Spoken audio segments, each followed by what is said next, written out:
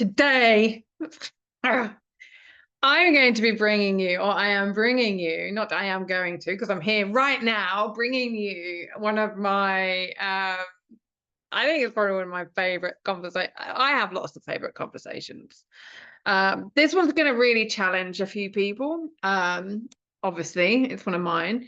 But we're talking about God, drugs, and techno, from hedonism to healing. Such a great title because it's got alliteration in it, and it's got the word techno in it. Now, for those of you who do not know, I make no apologies for being a 90s raver, born in the 70s, raised in the 80s, raved in the 90s. And I was one of those people that I would get told that, I wish my daughter was more like you, blah, blah, blah, blah, you're so considerate, you're so conscientious, you work hard, you do this, you're achieving a lot. And it's like, yeah, but, she's doing this and this. And that's kind of what this is all about, like this whole series is about your faith, it's about your identity and how we have the power to change our views of the world and of the people that we know in it. But it's all about embracing who we are. I make no apologies for who I am. I might apologize for how somebody feels, in the sense that I'm sorry that they feel that way, but that's their feelings. That's something that they have to deal with. I can't change their feelings. They are the one in control of the way they think, the way that they feel. And as Will Smith said in The Pursuit of Happiness, no one can make you happy. You have to make yourself happy. And so I thought that this was a really, really great topic to cover today. As I mentioned in the previous episodes of this particular series, all of the subjects that I'm talking about today are covered in my first book, Friday Bridge.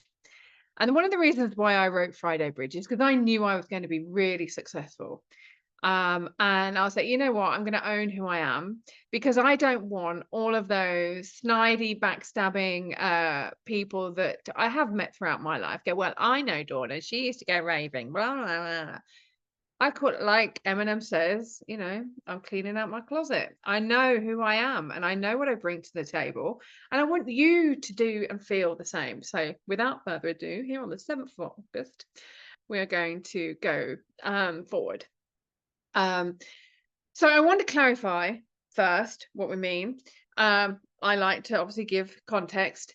So God, Allah, Dieu, the creator source, universe, science, it's all this higher entity. It's all of this stuff we don't know, what this energy force, this creation, whether it's black hole or whatever it is. It's not something tangible. It's not a white dude with blonde hair that looks like Zeus from the Greek gods, standing on the mount and presiding over us. And if Jesus was going to look like anyone, he'd look like my son, who's Palestinian, because Jesus was Palestinian, Jewish Palestinian, no less. And so, and it's like, we've got to really get our heads into, what it is that we're meaning, what it is that we're talking about, and know that the word God and Allah is the same word. It means the same thing. It's just in a different language. And then I'm going to be talking about drugs. For this, I'm going to be talking about recreational drugs. I am going to mention pharma drugs, big pharma. And so but for the purpose of this, I'm going to be talking about, when I say drugs, I'm going to be talking mainly about cannabis, MDMA, amphetamines, acid, and there is going to be mention of, heroin and opioids, LSD, which is also acid, which could, mushrooms, ayahuasca. So again, looking at all of these different things. Techno, now I'm a techno head. I love techno. I can't dance to it as well as I used to be able to. And, I am pushing 50. And I know that age is just a number, but, I'm feeling it, people. I'm really feeling it. Yeah. But what I mean by techno is most people can associate techno with the rave scene, or it's known as today is the EDM, which is electronic dance music. We used to call it techno, trance, happy hardcore, jungle, drum and bass. Love a bit of drum and bass. House. I love my techno trance, especially in the Welsh valleys. It was amazing back in the 90s, beginning of the noughties. And then we're going to be looking at hedonism. What actually is hedonism? Um, the dictionary definition is the doctrine that pleasure or happiness is the sole or chief good in life. Well, is that a bad thing? Is being happy a is choosing to be happy in life the sole thing to be in life? Is that a bad thing? Because surely when we're happy, we're kind, we're generous, we're not hurting other people, you know, like true, real, true happiness from deep in your soul, heaven within your soul. That is that a bad thing? Really? I don't think being happy is a bad thing. So you may be disagreeing with me on that, but hey. And then we're going to look at healing, which is the process of making or becoming sound or healthy again. It's tending to heal, and it's being therapeutic or having therapeutic things. So again, it might be that we're healing. I don't know, it could be anything. I've just touched my hair. Not that my hair is falling out, but some people get dandruff. Some people have eczema. Some people have broken their leg. Some people have had surgery. They've had a car accident. Whatever that healing is. Now, drugs are involved in a lot of that, whether it is the big pharma or whether it's a recreational. And so now that we've set the stage, as they say, let's get cracking. So those of you who are from my generation, you will recognize the two references here. God is a DJ and my house is your house. And yes, my house is your, yeah, I could go down that and start body rocking, but I'm not going to. But I remember when I was in the techno room and amongst these 10,000 people, you know, at Helter Skelter at Milton Keynes, on H7 Saxon Way in Britain, you know, just loving it. And you know, and it was like I was so happy. I was just in my own world, and you know, it was just dancing, and I was not on drugs. Sometimes I took them. But a lot of the time, I'm just like, I am so happy to be dancing. And I felt as close to God in that moment as I did when I'm on my prayer mat. When I am deep in meditation, when I am deep in prayer, dancing is prayer, like really just moving your body and just being in tune with this heartbeat that is a techno beat. Now, that might be a bit too fast for people. You might like a little bit more of a calmer house. I'm not a fan of garage. I think that's where it needs to belong, in the garage with the dustbins. No offense to people who like garage. I like my funky disco. Like, we all love music. So whether your music is techno or whether it's disco or whether it's jazz and swing and a little bit of the Lindy Hop or whether it's a dirty Argentine tango and like passion and whatever that is, tell me when you are dancing or when you are singing or when you're playing music, you do not feel great. And those vibrations that you're feeling, don't tell me that then you don't feel those like on some deep ethereal level, and the joy and the just that high vibration that you feel. You know, and for me, like listening to the music and our ears, they are designed in such a way that their little tiny hairs in our ears, they move to the vibration, and then they send all these sound waves through our body, which then stimulate our nervous system. And then the feeling of like just being in that environment with lots of other happy people, whether they're drug induced or not, they're happy people. They're on that level. And you are not going to tell me that God did not design our bodies and this vibrational frequency in the world. Our bodies are such an incredible piece of engineering, and like, to not love our bodies, how can we not love them? You know, they breathe, they help us breathe, they help us stay alive, they help us touch, taste, smell, you know, see and hear. I know some people don't have those senses, but how can we not? How can we not love our bodies? Yes, they might be a bit chunkier, they might be a bit wobbly, they might not work the way we want them to, they might be a bit stiff, and they might not look the way that we're told we have to look. But they're our bodies, that this is a vessel that we're getting to travel with through life. And, you know, we are beautiful beings. And oh my God, I love my body. Like I said, you know, there are bits that I might want to tweak. I go to the gym. I went swimming last night. I do my workouts. I do my weights. I even did some really badass core workout the other day, and I was like, oh my God, like what happened? I didn't even know I had that muscle. But again, it's like looking at when we look at our bodies and we look at our minds, and then we go inwards and we see all of these incredible lights and energy flows. It's like when you close your eyes and you just really go in and you see all these different colors emerging.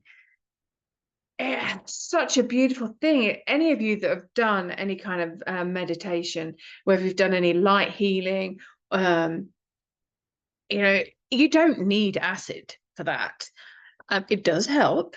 But I remember when I first met my ex-husband when I was 18, and I was like, yeah, just lie there and close your eyes. Just really close your eyes and be at peace and smile and think of all the happy things. And then just see all the colors moving behind your eyelid. And then open your eyes, and then you can see how everything has a different glow about it. You know, everything's got this. And then it's like, yeah, not everybody sees that. And I'm like, what? And then it reminded me of when I was younger and saw auras and I see energy fields and, you know, and I'm like, oh, okay, okay. So I'm a bit different, but that's okay. Maybe it's because I am so childlike, and maybe, you know, and I just get excited about everything. And maybe it's because I love so deeply. And I feel so deeply. But again, it's like when we look at the double helix that's within us and within our DNA. I've mentioned Francis Crick, the Nobel Prize winning father of modern genetics. When he was always on the under the influence of LSD, you know, and that's the thing. When you are, I don't know if any of you have ever done LSD or acid or mushrooms, but when you do, you're able to think in a much clearer sometimes. Sometimes you can get a bit daft and do some silly things, but if you have ever done acid or you've done mushrooms or a psychedelic such as ayahuasca, you know that the visuals and the fractals that you get, and you can break things down. And whenever I did acid, I would always go down these rabbit holes and like have these amazing. I was very choosy who I did it with, and it would be like, hey, what are we going to discuss? Like, and we would go down and discuss things and elaborate and dissect subjects and ideas, and the things we came up with were just amazing. And people always say to me, my God, the way you think, it's different. It's like da da da. And I'm like, yeah, because of what I've done and used and how I've used my brain. It's because I've traveled, it's because I've taken drugs and I've opened neural pathways. And it's just, I'm not condoning the use of drugs. I'm just sharing my experience and a lot of other people's experience. So those of you who are offended by what I'm saying, or want to now chase me down with a stick, or have lost all respect for me, okay, I get it. You've been brainwashed by the media. Maybe you've lost somebody really close to you to drugs, or maybe they got hooked on something. But we're going to come to that in a second.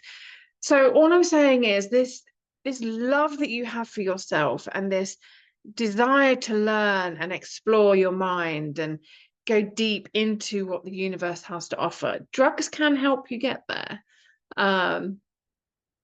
I'm not going to argue with the Nobel Prize winning Francis Crick because of his work, we have a lot of revelations about the human body and how we work, genetics.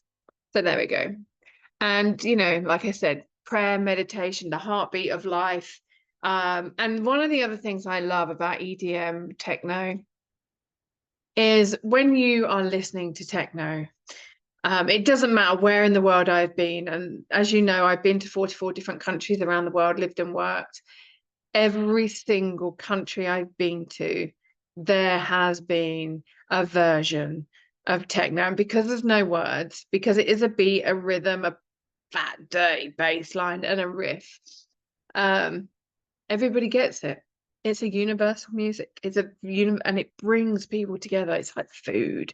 Music brings people together. And it's in Arabic music, it's in Latin American music, it's in African music. It's everywhere. And I love the fact that it brings people from all over the world together, because it doesn't matter if you're traveling to lots of different countries, whether you're doing the bass on some badass drums or on a tawla. What do they call a tawla? What's a tawla in bongo, a bongo drum? You know, it doesn't matter, or whether you're just banging on saucepans or a steel drum or whatever it is. It's a universal language. It's a heartbeat, and we all have it, and we all connect with it in some way. In some way. Okay, so I said I was going to cover the 90s Britain and the rave scene because it is very important to me, because it was the decade that I feel that I came out of myself. I didn't come out. I am heterosexual, you know, but I came out of my shell, I think, and that is what drugs gave me. The confidence to be more of who I am. It gave me the confidence to approach people. It gave me the confidence to dance in front of people, to speak to random strangers, because before I wouldn't be sat here today having spoken on stages around the world to 2,000 people, asking them for money for charity, and speaking on some really challenging subjects, or gone on to national TV and nailed a few politicians I really don't like, or gone on to a TV show that would see me have huge amounts of hatred. I wouldn't have been able to do that if the drugs hadn't have helped me get out of it. And that is one of the things that the British rave scene gave us. Now, I remember the first time I was learning about these ravers, I was like, oh my God, they sound like horrible people. You know, destroying all this farmland, and, you know, all of this, you know, robbing people's houses, and like they're total scumbags. And then I was at a rave. I'd been raving. I'd been to raves. But the thing is, even though apparently they were illegal raves, because we were going on to farms illegally and we didn't have a music license, but we were on the farmland of people who allowed us to be there with a big badass 2040K sound system, and lights, and we all just danced. And, you know, at the end of the night, we had litter bin pickups. That place was in a better condition when we left than it was when we found it. So not all of the ravers that were in 90s Britain were those scumbags. And it was the scumbag phrase, or the lower class horrible people, that the media tried to portray us all as. So all of us that actually question the narratives were the troublemakers, were the ones that are causing dissent and disinformation and all of that jazz. But the 90s rave scene was a very magical time. It's probably one of the last decades where we actually saw people going out dancing on massive scale to this music, where they didn't have their phone up in the air filming it. We actually danced, and we danced to sweat. That's why we wore Adidas. But there we go. But again, it was such a beautiful thing. There were the farm parties. There was the Junction 14 rave, which was just off Junction 14 of the M1. We had clubs such as Die Hard in Leicester, one of the best clubs in the country. It did not serve alcohol. And that's probably one of the reasons why it was the best club, because there was no alcohol served. It wasn't a meat market. People weren't going to hit on each other. We were all just going to dance and meet each other, and listen to it. We didn't care what DJs were on. We were just going there because we knew that the people that were attracted to go there were the right kind of people. There were doctors, there were barristers, there were lawyers, there were nurses, there were business owners, there were teachers. There were welders, and there was people from every walk of life. Upper society, there was the middle class society, there was the working class, and we all just came together. There was no barriers, and that is one of the things that I loved about the rave scene, because just like Islam, where people, when they go on Hajj, they're all equal in the eyes of God. That's why they all wear the white outfit. And they it didn't matter whether you were rich or poor, fat or thin, brown, white, whatever you were, it didn't matter. You were there. You're there in worship of Allah or God, to do tawaf around the Kaaba. Just like when you go raving, you were there to rave. You were there, you were dressed to sweat, and you sweated. And you had the best time. You might have been off your face on drugs. Lots of people were, and lots of people weren't. I used to try, I enjoyed many times, but I also used to use it as a training. So I used to do a lot of 10K runs, a lot of swimming. I used to do mixed martial arts. And I would train for my weekend marathon, but I wouldn't do a London marathon. I would do a dance floor marathon. So on Monday, Tuesday, Wednesday, Thursday, I would eat carbs. And then on a Friday and Saturday, sorry, no, I would eat lots of protein. And then on a Friday night, rave night, it would be carbohydrates. And then on Saturday, it'd be more carbohydrates with protein to repair my body from the night before. And yeah, like I ate as if I'm training for a marathon. So I didn't need the drugs. I love the music. I love the atmosphere. And that is very possible. Because when you're in there, you're releasing all of these hormones like the adrenaline and the serotonin, and there's all these endorphins racing, and very little fear was in those places. I felt safer in a rave than I ever did in a pub, ever. I never worried about a fight. I never worried about stabbing. I never worried about being spiked. People just didn't do that. But you would go into town on a Friday and Saturday night, and you could guarantee you would only, like, I used to avoid it. I hated it. You've got people falling all over themselves, and it was just a horrible, horrible place. And yeah, that was not my vibe. And when we used to speak to the police officers that were in that were policing the raves, they were like, we love it here. We love coming to the raves. There's never any hassle. We have the funniest conversations. We see some of the funniest things, but there's never any trouble. So what you used to see in the media about the rave scene, that was very, very few and far between repeated stuff. It's still a lot like a lot of the mainstream narratives that you see when you see all these people gushing across the American border from Mexico. A lot of them are paid actors, and you can tell they're all supposed to be refugees, but they've got brand new buggies, brand new footwear. And some of these film clips that you see, they're repeated on lots of different stories, and they've been repeated for years, but apparently that's current news. Such as when I went to, I know I'm digressing, but bear with me. When I lived in Brazil, when I was moving from Argentina into Brazil, my mum was really worried about all the protests that were going on.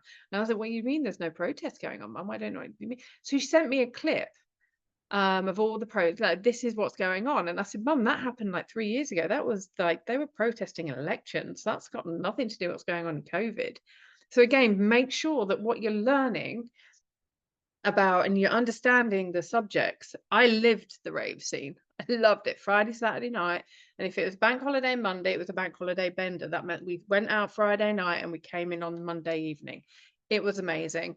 And yes, we did sleep at some point, but it was great. And people always, and I had a rule. Yes, I smoked cannabis. And I don't make any apologies for that, because the body has CBD receptors in it. And I've written here the CB1 and the CB2. They are part of the and get caught up, because as you can tell, I talk really quickly. Our bodies are responsive. This is why when you give cannabis to somebody who's got Parkinson's disease, their body stops shaking. They can walk, they can function.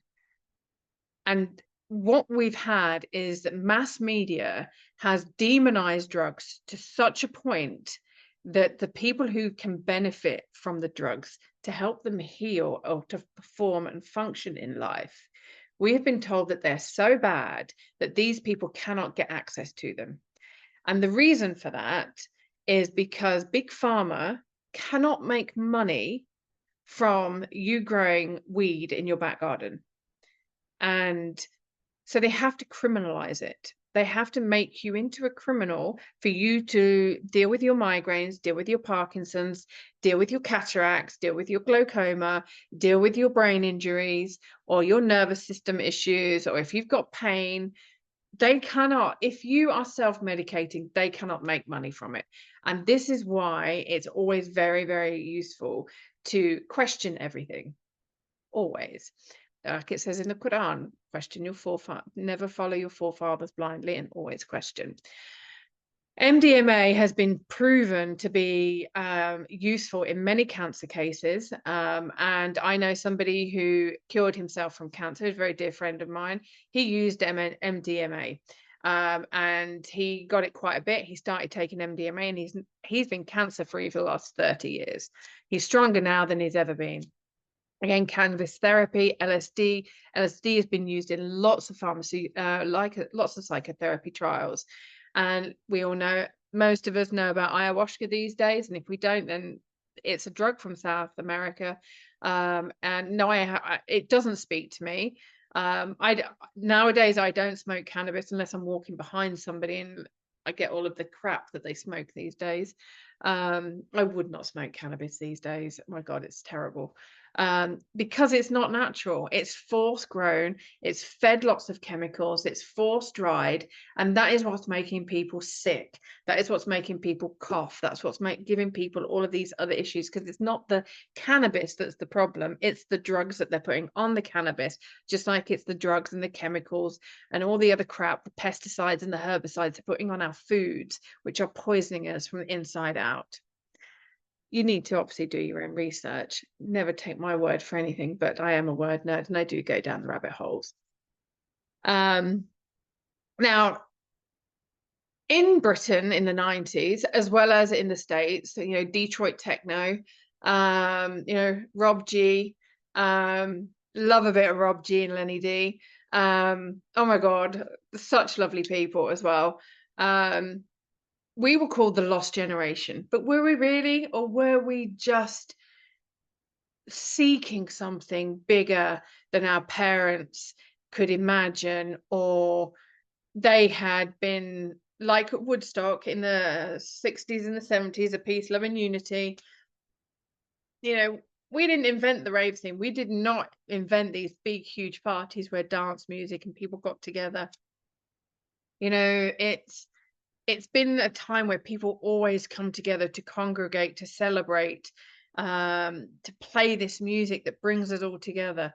Whether you're at a wedding this weekend, there is somebody online with us today who's at a couple of weddings this weekend, or whether it's a birthday party, or whether it is just, you know, we're just going to celebrate you winning an award or what have you. And we're not lost. We were just seeking something outside of ourselves, something higher, something more meaningful than we were allowed. Now, I don't know if any of you read the book Humankind. I can't remember who the author is. Oh my God, that's terrible. Absolutely love the book. I'm going to quickly Google it. Humankind. A Hopeful History by Rutger Bregman. And if you've read Sapiens as well, oh my God, another great book. But when you look at what has been forced upon us and how the media and the government have restricted us, that is what we were rebelling against. That in so many ways, but a lot of us were not consciously rebelling against that. We were wanting to push the boundaries because we knew that there was more. We knew that we had this thing inside of us that just needed to be recognized. We didn't know what it was. We just knew we had to follow that feeling. So for example, when I met my ex-husband, I knew I had to be at Helter Skelter at this night. I didn't know why. I'd never even heard of Helter Skelter. I just saw a flyer for it and I was like, I've got to be there. I don't know why I don't even know what this is. And I was like, okay, I sorted out a lift. And then all through the night, I was like, I've got to be here.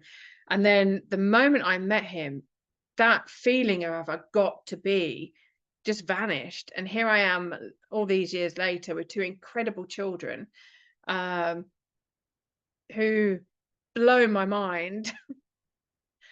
And I'm just like, how the heck did I get so blessed to be there, mama? Um, but again, it's like when we listen to that call, when we listen to our soul and we acknowledge it and we respond to it and we believe in ourselves and we forget about all the narrative on the outside, we're not lost. We're on a mission.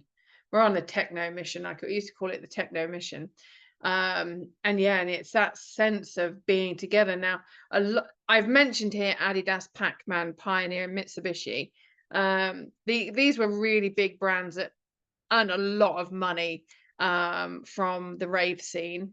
Adidas used to be after dancing, I deserve spliff. And you could always guarantee that Adidas would be worn by most ravers. The peace, love, unity was represented by the three stripes. Pac-Man, obviously you've seen the acid faces. Pioneer were the decks and the Mitsubishi pills. They weren't Mitsubishi cars, they were ecstasy tablets, which we called pills. These were famous brand associations. And if you said you were, learning to be a DJ, they'd be like, you got Pioneers. There was another one, I can't remember. That's how good that branding was. Technics, that was another brand, Technics. And again, it's like all of these brand associations, they made a lot of money from the rave scene. I've mentioned there Woodstock, Detroit, Amsterdam. London was a huge thing, like Bagley Studio in St Pancras, amazing venue, absolutely amazing venue. One of the biggest music icon locations in Britain, completely wiped out for luxury apartments, because we all need more luxury apartments, don't we? And again, the raves that we attended, they weren't illegal. Yeah, we would be there with our phone, okay, and we didn't have smartphones. We were lucky if we had a phone. We had to press the button 3 times just to send a text message, just to put a letter in a text message. But we would be waiting, where do we meet up? And then you'd get to the next place and there'd be loads of cars. And then you'd get another message, and then you'd all of you that had met there in all your cars. So you'd go from like 2 or 3 cars to maybe 9, to then you'd probably see about 15, and then there'd be like 50 cars, and we'd be all in convoy, just going, whether it was the Welsh mountains, whether it was up in Scotland, whether it was wherever it was, beaches. I've partied at the top of a mountain where we had to get in first gear, and we got to the top, and it was the top of these, like I said, the Welsh mountains, and it was stunning.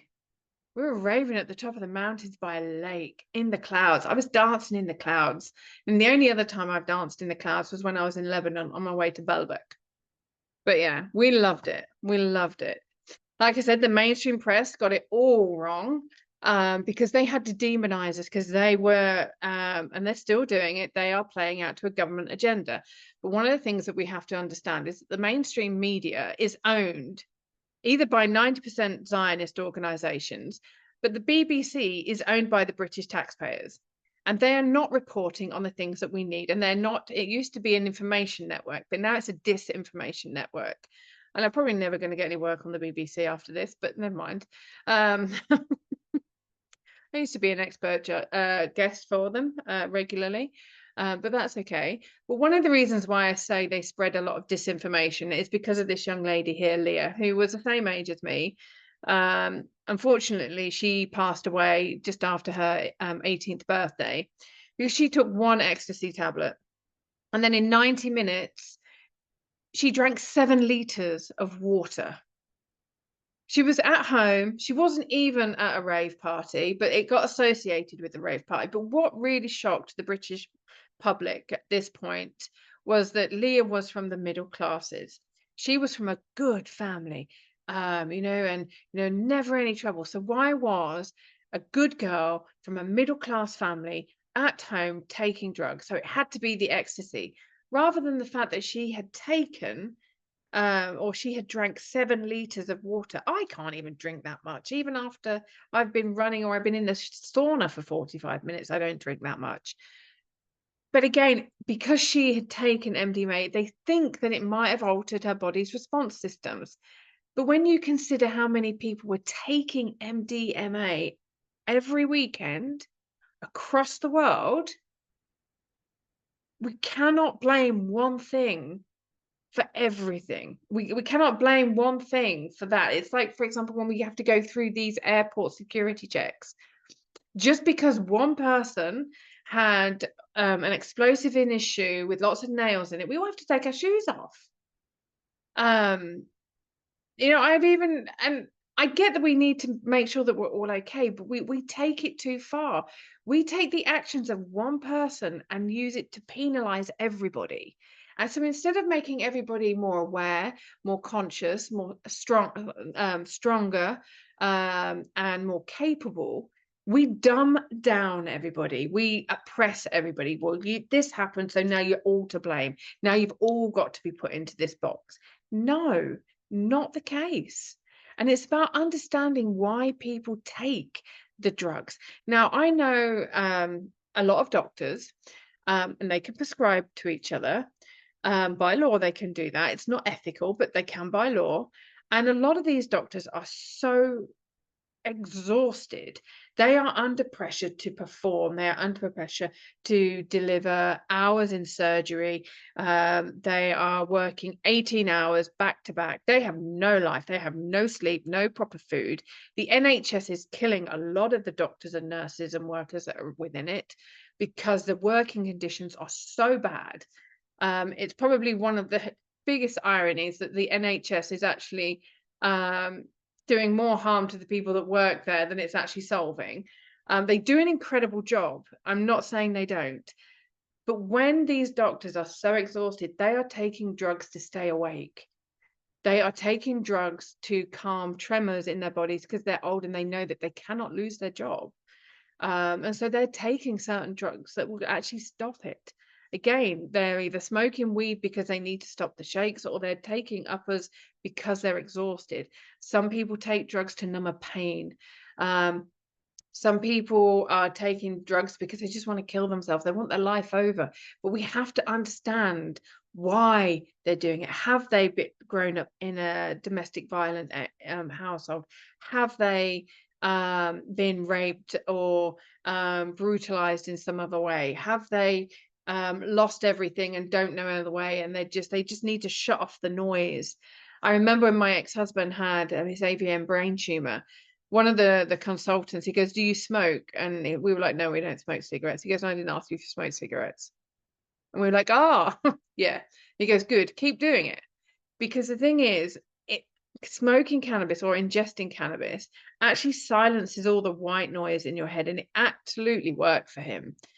And we have to understand the root cause and what people are doing. Like I said, if you've got glaucoma or you've got Parkinson's or you've got cancer, all of these drugs that I mentioned, the cannabis and the MDMA, they can help you, but you've got to do it in moderation. And a very interesting thing I was researching recently is alcohol. If alcohol was to be reclassified today, forget about the amount of money that the government make in tax, and how much people are addicted to it. But if alcohol was reclassified today, it would be classified in the same category as heroin. That's that's one of the reasons why they won't do it, because if they have to reclassify alcohol, they're going to have to reclassify and look at why they're willing to sell and legalize alcohol but not heroin. In different parts of Europe, all drugs have been decriminalized. And what that's actually done is opened up the opportunity for healing centers and for people. There's nothing to rebel against, because there are some people that go, fuck the government. They hate the government so much for various reasons, because of the forced poverty, the forced segregation, the persecution, the false arrests, all of these things go into making a reason why people take drugs, and we have to understand the root cause.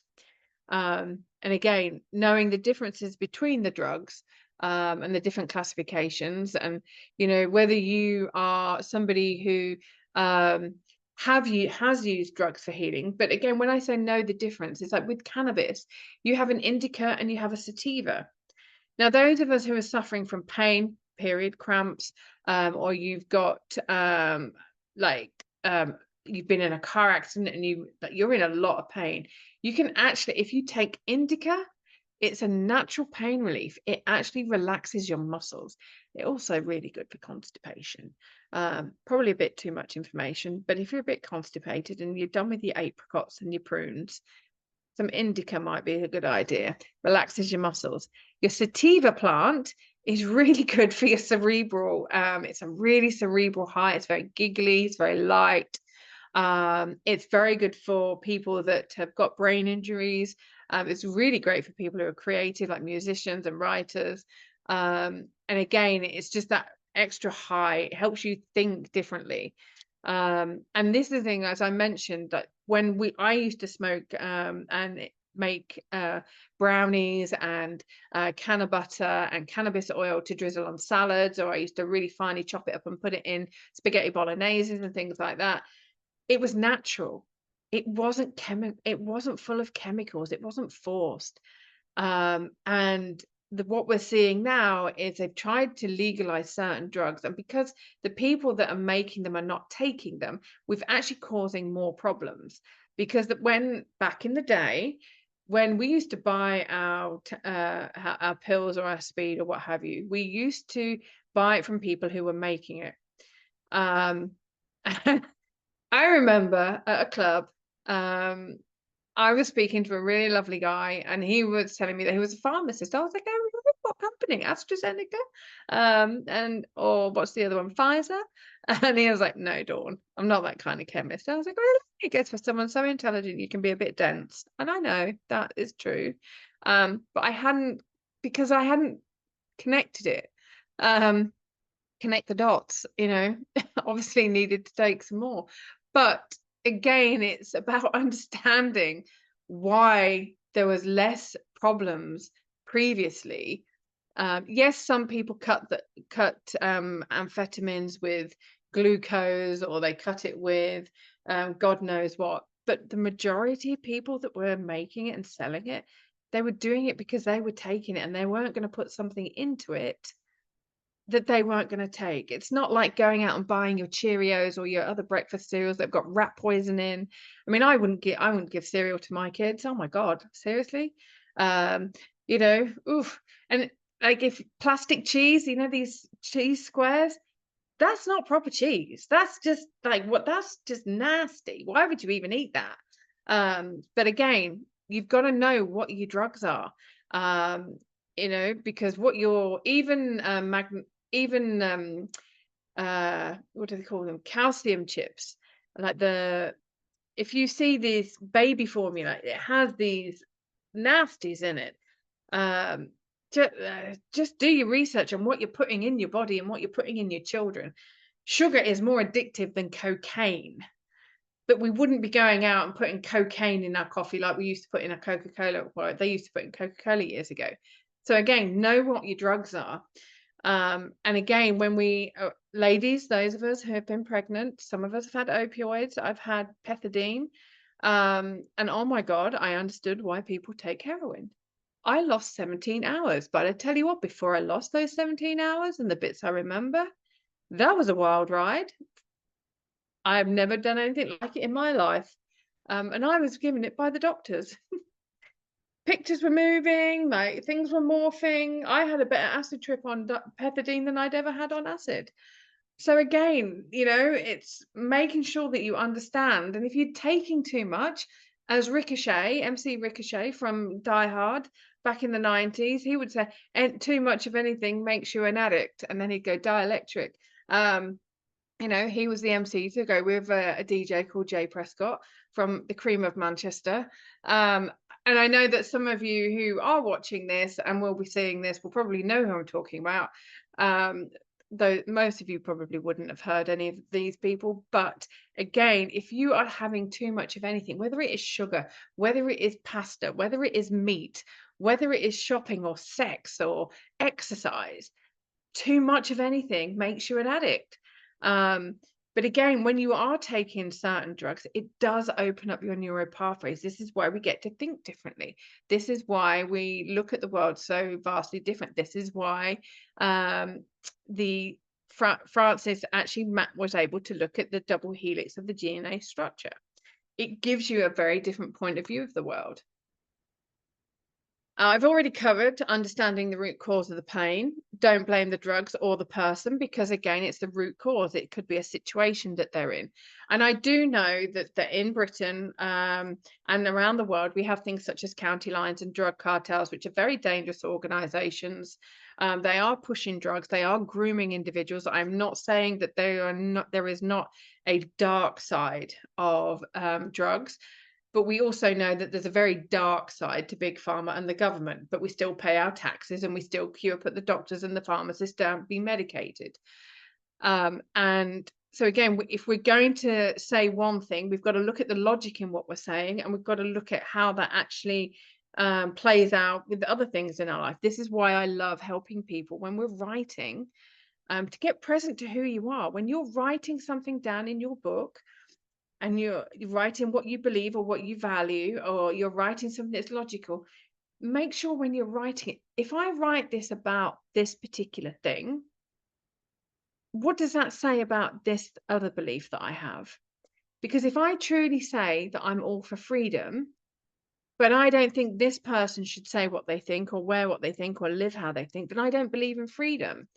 If I believe, and this is the thing, when you work with me as your author coach, I actually go, because obviously I'm listening to what you're saying, and I'm reading what you're writing, and it's about marrying those two things together. And it's where my narrative coaching certifications come in.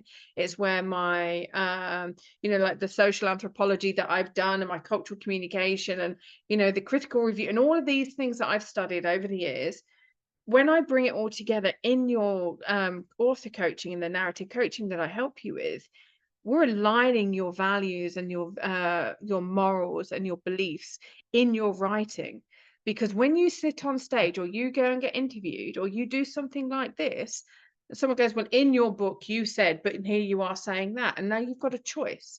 What I wrote in Friday Bridge, which is the inspiration for this series, I still stand by, because that is who I was back then, and I have evolved. But I still love the book, and I still agree with a lot that's in the book. Have some of my views changed? Absolutely. I mean, if I'm still the same woman I was 10 years ago, even 10 days ago, where's my growth? How have I grown? If I'm still the same woman I was 10 days ago, where has my growth been? Where has my learning been? That doesn't make sense to me. So again, for me, that's might be a pressure that I'm putting on myself to perform. But we're also put under pressure to just take it easy, not to do too much, not to overthink, because the moment we start overthinking, the moment we start questioning, is the moment that the government and the other powers that be have less control over us. Now, I'm slightly distracted because my dog is Simon, she's snoring her head off. I'm so, if you can hear it, I do apologize. It's not me. Obviously, it's not me. But she's snoring her head off, bless her. And one of the things that we have to do is actually look at how, when something is legal, how do we view it? When something is illegal, how do we view it? And just because the police or the government have made something illegal, does it mean it's a bad thing?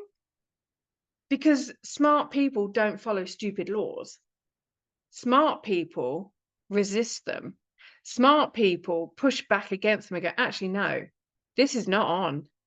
This is a really stupid law. This is a really dangerous law. And we have to look at, all these people that are incarcerated in prisons around the world for having a bag of weed when they were, say, 18, or like a gram of coke, or they got busted for having maybe an ounce of weed. They're in prison, yet rapists are walking free. They're in prison, yet pedophiles are walking free. And if we're happy with that, we need to check our moral compass, because the amount of overcrowding in our prisons is absolutely ridiculous. But the thing is, to keep people in prison means we're keeping people in fear. We are, and when you keep people in prison, you keep people in jobs. When you keep decriminalizing and making criminals out of people, you keep the police in jobs, you keep the lawyers in jobs, you keep all the people in the courts in jobs. You keep a lot of people in jobs. So it's actually better for the government to not change the laws, because if they did change the laws, then, or if they didn't make people criminals, a lot of people would be out of work, and they can't have that, because there is a very delicate balance that they've created. Remember, the system is not broken. The system is working exactly how it's been designed to work.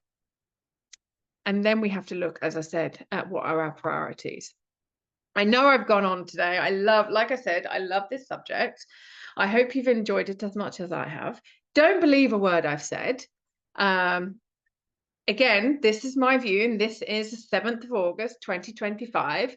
I'm time stamping it because I might have one of you turn around and say to me, actually, Dawn, there's this piece that you mentioned in your webinar that was actually a bit wrong. Here's some research, and I'm going to go research it, and I might change my mind. But I've done a lot of research, and I've done a lot of thinking, and I've got to where I am because of where I am. But again, I'm always open to learning, because the moment I have been proven wrong about something, it means I've learned something new, and it means I've evolved, and it means I've grown. So do your own research, switch off the media. Don't listen to it. Ask better questions, get better answers, and always choose the evolution of yourself and your soul, because your soul always knows. Never say, I don't know how to do this. I don't know, because you do know. Soul always knows what's right for you. And a lot of the time, it's not our business to understand the how. It's just to trust. It's just to follow our intuition. And remember, I love this saying, choose wisely, choose joy, and always choose you. And I'm going to share something now.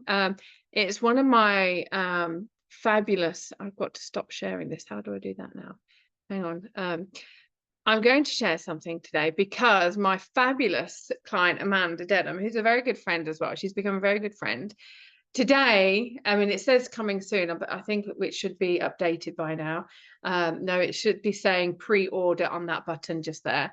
But Amanda's birthday is today. And so what we've done is we've put her second book, Seven Feathers, on sale today. It's a beautiful story. It took me by surprise when I was reading it. Those of you who've been following me for a while, you'll know that a very dear friend of mine passed away in March. And Amanda's this book is designed to help teenagers and young adults through grief, but it actually helped me, and it was so soothing for my soul. And it's gone on pre-order today. You can get it. I think I've got it open here. Yeah, I've got the Seven Feathers link here. It's got geni.us/7feathers. These are the platforms that have already propagated. There are more coming online as we do, because at DBI we actually do things in real time. It is going to be launched. It's available now as ebook on all of these platforms, and over the next few days and few weeks, it's going to be getting to the point where we're actually releasing it on a lot more. You're going to be able to get it. I can't see which ones. I mean, normally you probably have about 15 or 20 platforms there. And the reason why we do this is so that if you are a Barnes & Noble fan, or you have a Barnes & Noble account, you can just click on the Barnes & Noble button and it will take you straight there. If you click on Amazon, it will take you to the Amazon in your country and you can buy it there. If you prefer Apple Books, the same. Google Words, Smashwords, Waterstones, Walmart, one of the big stores. We are always looking at bringing on new platforms and distribution channels. So if you are watching this and you've got a platform you'd like us to put on here, then do let me know. But again, big love to Amanda, and happy birthday, my darling. I'm so, so proud of you. And if you would like to speak to me about your about writing and getting your confidence together to be able to write a book that's actually worthy of your life, then do book a call with me, whether it's an author strategy call or a narrative coaching. We don't have what it says. Well, I've got one at 3:30 today, and then at 4 o'clock, and then you've only got another 4 days, and then I'm off for a month. I'm off backpacking across the Balkans with my youngest son, who's just finished sixth form. And so I will be back on the 12th. And then there are these different appointments available. So if you do want to book in with me and find out how I can support you and your book, then do let me know. I'm going to escape that now, stop sharing, and I'm going to come back on full screen. And look at that. I've wrapped that all up within the hour. I hope you've enjoyed it. I hope you've learned something. And yeah, never be ashamed of who you are or who you were. You are here today because of what you've been through. You are here today because of everything that you've learned. And your past makes you who you are. So just love it, embrace it, and embrace yourself, because we all make mistakes in life, and they're not mistakes. They really are not. They're learnings. I don't agree with regrets. I don't agree with that we've made mistakes. I just believe that things have happened and we get to learn from them. We get to grow from them. So I hope that works for you, and sending you all lots of love, and thank you for being here. Ciao for now.